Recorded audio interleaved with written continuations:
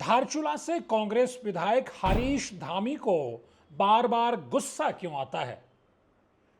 पहले सदन में जिस आक्रामक अंदाज में हरीश धामी ने उत्तराखंड के शिक्षा मंत्री डॉक्टर धन सिंह रावत की घेराबंदी की या करीब करीब उनको चुप करा दिया, उसके बाद आज जो तस्वीर आई उसमें सदन के बाहर जब विधानसभा का गैरसैंण का मॉनसून सत्र अनिश्चितकाल के लिए स्थगित हो गया, तब हरीश धामी ने मीडिया के सामने आकर जिस अंदाज में सत्ताधारी दल बीजेपी और खुद अपने ही दल यानी कांग्रेस यानी विपक्ष को लपेटा है, उसके बाद बहुत सारे सवाल खड़े हो रहे हैं। दोस्तों नमस्कार, तनुजुडा के खास political show pure politics with Pawan में आपका स्वागत है। तनुजुडा के वीडियोस को आप लाइक भी कीजिए, शेयर भी कीजिए और चैनल को सब्सक्राइब जरूर कीजिए। जिस अंदाज में हरीश धामी एक के बाद एक जब विधानसभा का सत्र होता है तो बेहद आक्रामक तरीके से बहुत एक्टिव होकर के अपने धारचूला विधानसभा क्षेत्र की समस्याओं को रखने की कोशिश करते हैं,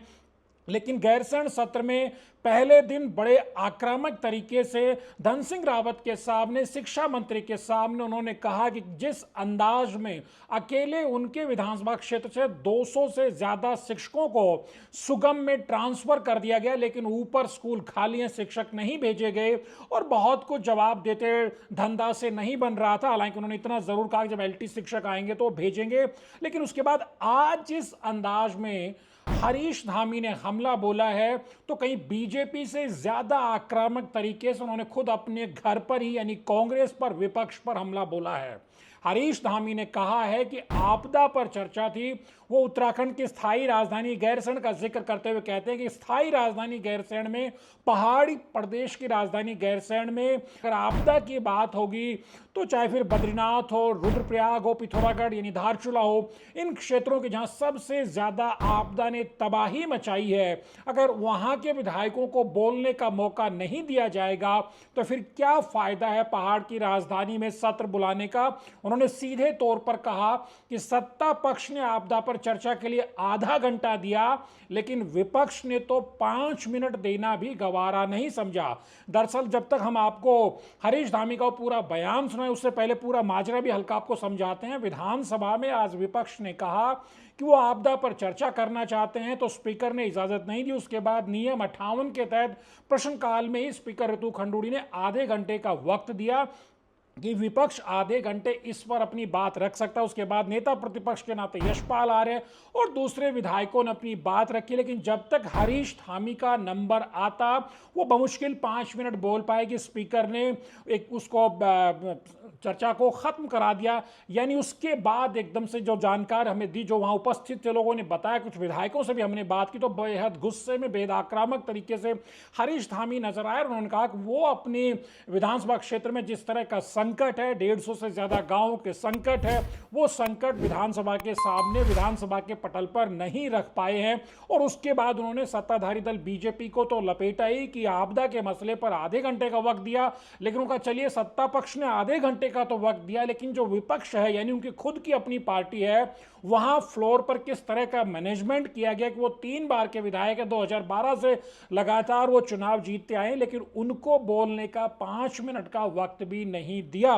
उससे पहले का बयान आप भी सुनाएंगे जब उन्होंने धंधा को लपेटा था और उनको बिल्कुल चुप करा दिया था, लेकिन उससे पहले आप सुनिए किस अंदाज में उन्होंने अपनी बात रखी है।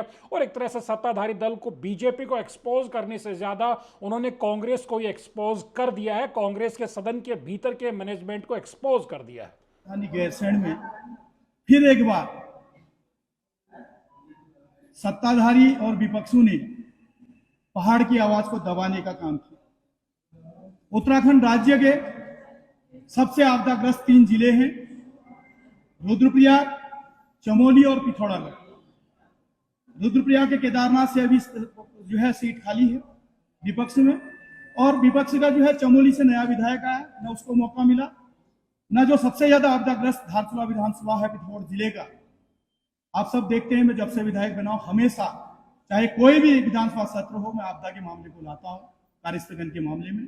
आज दुर्भाग्यवश उत्तराखंड की अस्थायी राजधानी पहाड़ में गैरसैंण में, जिसके लिए उत्तराखंड के हमारे साथियों ने अपनी प्राणों की आहुति दी, किसी बहन ने अपना सुहाग खोया, किसी बुजुर्ग ने अपने बुढ़ापे का सहारा खोया, किसी बेटी ने अपना बाप खोया। हमारी बहनों ने कठोर से कठोर प्रताड़ना सही। आज उसी पहाड़ के विधायकों को सदन में बोलने से रोका गया। अगर जल भराव आपदा है तो हम पहाड़ के लोग तो हमेशा जल में, हेमंत में, बर्फबारी में और बरसात में जो है पानी में रहते हैं, उसको आप क्या कहेंगे? सत्ता पक्ष ने आधा घंटे का समय दिया, लेकिन विपक्ष ने 5 मिनट का समय भी देना उचित नहीं समझा। वो भी एक सीनियर विधायक को जो 3 बार जीत के आया, जिसने 2012 से लेकर 2022 तक डबल इंजन की प्रचंड सरकार की लहर को अपने विधानसभा में नहीं आने दिया। ये बड़ा दुख का विषय है। पहाड़ की अस्थायी राजधानी में पहाड़ के मुद्दे नहीं आए। मैं आप लोगों के माध्यम से जानना चाहता हूं, आप होर्डिंग उठाइए, पहाड़ का जिक्र कहीं पर भी आपदा का नहीं आया। खाली एक बार क्षेत्र का नाम लेने से आपदा क्षेत्र की पीड़ा नहीं हो सकती, क्योंकि मैं धरातल से जुड़ा हूं, जीरो पे जुड़ा हुआ हूं। मैं हर आपदा क्षेत्र में जाता हूं। 163 मेरी ग्राम पंचायतें हैं, मैं उनकी एक एक पीड़ा यहाँ पे रखना चाहता हूं। साथ ही बगल पे लगा हुआ कपकोट विधानसभा है, या मेरे ही धारचूला विधानसभा से अगर सीमाओं से लगे हुए कहेंगे आप, तो बद्रीनाथ की विधानसभा है। मैं इन तमाम पहाड़ की आवाज को, पहाड़ की पीड़ा को, आपदा के मामले से सरकार को अवगत कराना चाहता था, लेकिन दुर्भाग्य सत्ता पक्ष ने आधे घंटे दिया और विपक्ष ने 5 मिनट देना उचित नहीं समझा। तो निश्चित तौर पे आज इस पहाड़ में पहाड़ के लोगों के साथ छलावा हुआ है, दोनों दलों की। सुना आपने किस अंदाज में वो बीजेपी पर, सत्ताधारी दल पर तो निशाना साध ही रहे हैं, लेकिन अपनी ही पार्टी कांग्रेस को भी लपेट रहे हैं, बुरे तरीके से घेर रहे हैं। लेकिन उससे पहले उन्होंने जिस अंदाज में शिक्षा मंत्री धन सिंह रावत को घेरा था, खासतौर पर जो दुर्गम के क्षेत्रों से शिक्षकों के सुगम क्षेत्र में आने के मसले पर, वो भी आपको सुनना चाहिए। क्योंकि आप देखेंगे कि सदन 3 दिन दूर जरूर चला, आप देखेंगे कि सदन गैरसैंण में 3 दिन जरूर चला, लेकिन असल चर्चा 2 दिन रही। और इस चर्चा में सदन के भीतर और सदन के बाहर किस तरह से हरीश धामी छाए रहे और वो अपनी बात कहने में कितनी मजबूती के साथ अपनी बात कहते हैं। क्योंकि आप ये जानते हैं कि धारचूला क्षेत्र में वो सबसे ज्यादा आपदा का संकट भी हमने देखा है, और जब आपदा का संकट आता है तो अक्सर ऐसी बहुत सारी तस्वीरें खुद हरीश धामी भी अपने फेसबुक पेज के जरिए, सोशल मीडिया में, मीडिया के जरिए भी आती हैं कि वो ग्राउंड जीरो पर उतर करके आपदाग्रस्त क्षेत्रों में लोगों तक पहुंचने की कोशिश करते हैं।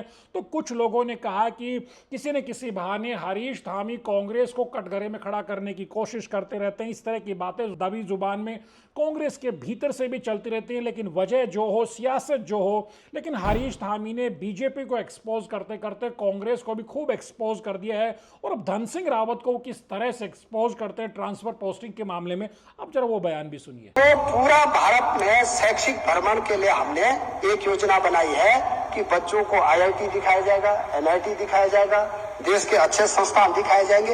ये भी जो है निःशुल्क व्यवस्था आने जाने की। अब देखो, आपने जो है 16 मिनट बोला, मुझे बोलने नहीं दे रहा आप, ये भी गलत बात है। मंत्री जी, मेरी चिंता इस बात की है कि आपने कहा पिथौरागढ़ जिले को 136 दी गेस्ट टीचर। भाई मेरी विधानसभा से क्यों इकलौता धारचूला से आपने 200 टीचर उतार दिए नीचे और पूरे जिले को 136 दे रहे हैं, तो उस विधानसभा का क्या होगा? मेरी चिंता इस पे है। आप साइकिल मत दीजिए, आप ये मत दीजिए, आप इसमें कह रहे हैं आपको पता कि जब आप टीचर नहीं दोगे तो 70% कहां से लाएगा?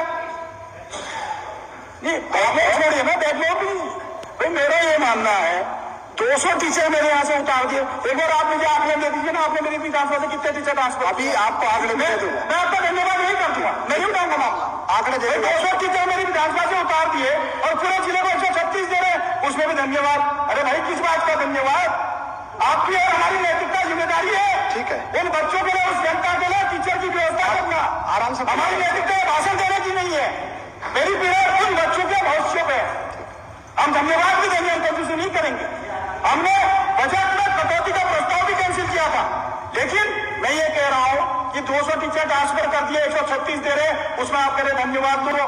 माननीय, अगर आप 200 की जगह अगर मेरे को 100 टीचर भी धारचूला के लिए स्पेशल दे देंगे, मैं धन्यवाद यात्रा निकाल दूंगा। मुझे पार्टी पॉलिटिक्स का मतलब नहीं है, मुझे चिंता है अपने क्षेत्र की, अपने बच्चों के भविष्य की। बोलिए बोलिए मंत्री जी, बोलिए। हो गया अजय जी, मैं माननीय विधायक जी को ये कहना चाहता हूँ कि एलटी के जैसे टीचर आएंगे, हम 100 टीचर पिथौरागढ़ जिले को देंगे। तो देखा आपने किस फायरिंग अंदाज में सदन के भीतर और सदन के बाहर सत्ताधारी दल से लेकर विपक्ष को यानी अपनी पार्टी को लपेटने से हिचके नहीं है हरीश धामी सत्र में। लेकिन अपने आप में बड़ा सवाल तो ये उठता है कि क्या विपक्ष की तरफ से मुद्दों को उठाने में कहीं चूक हुई क्या? क्योंकि जब आपको इस चीज को समझ लेना चाहिए था, भाप लेना चाहिए था कि उत्तराखंड के पर्वतीय क्षेत्रों में आपदा तबाही मचा रही है, लगातार तबाही मचा रही है। हर दिन कहीं अतिवृष्टि से, कहीं बाढ़ से संकट आ रहा है। उसके बाद कहां चूक हुई कि विपक्ष इस मुद्दे को उतने आक्रामक तरीके से उठा नहीं पाया और आखिरी दिन जब वो उठाना चाह रहा था उसे सत्ता पक्ष की तरफ से या स्पीकर की तरफ से उतना मौका नहीं मिल पाया, जिसके चलते बखेड़ा खड़ा हुआ कि हरीश धामी को अपनी ही पार्टी को कटघरे में खड़ा करना पड़ा। तनुज अड्डा के वीडियोज को लाइक कीजिए, शेयर कीजिए, चैनल को सब्सक्राइब करना मत भूलिए। नमस्कार।